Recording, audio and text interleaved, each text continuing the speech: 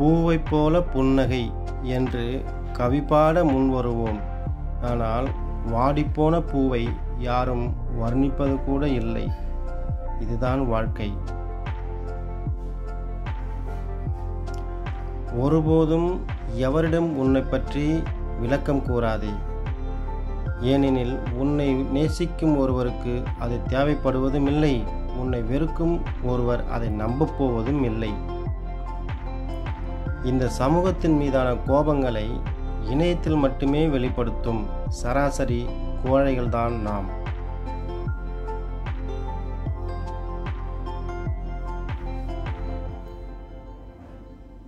யாரையும் முழுதாக புரிந்து கொள்ளாமல் இருப்பதே ஒரு நல்ல உறவுக்கு ஆணிவேர்.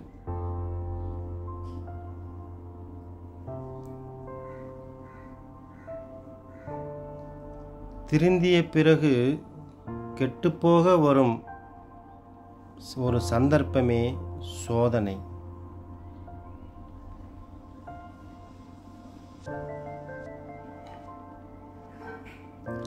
மனதில் பட்டதை பேசுங்கள். சரியா தவறா என்பதை மனதிருந்தால் முடிவு செய்து கொள்ளட்டும்.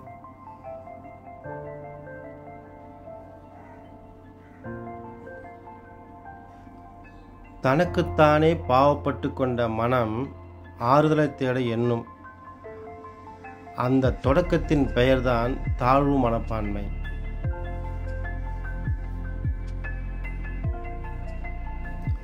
முன் செல்பவனை எல்லாம் வழிகாட்டியாக பார்க்காதே.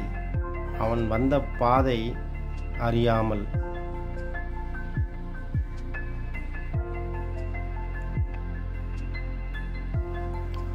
அனுபவங்கள் பெரும்பாலும் அனைவருக்கும் பொதுவானவை. அதில் எட்டி பார்க்கும் நினைவுகள் எப்பொழுதும் கொஞ்சம் சுவாரஸ்யமானவை.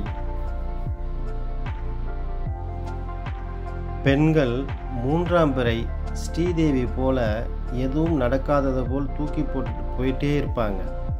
ஆண்கள் அப்படியல்ல. இளையராஜா இசை போல கடைசி வரை உங்களுக்குள் இசைத்து கொண்டே இருக்கும்.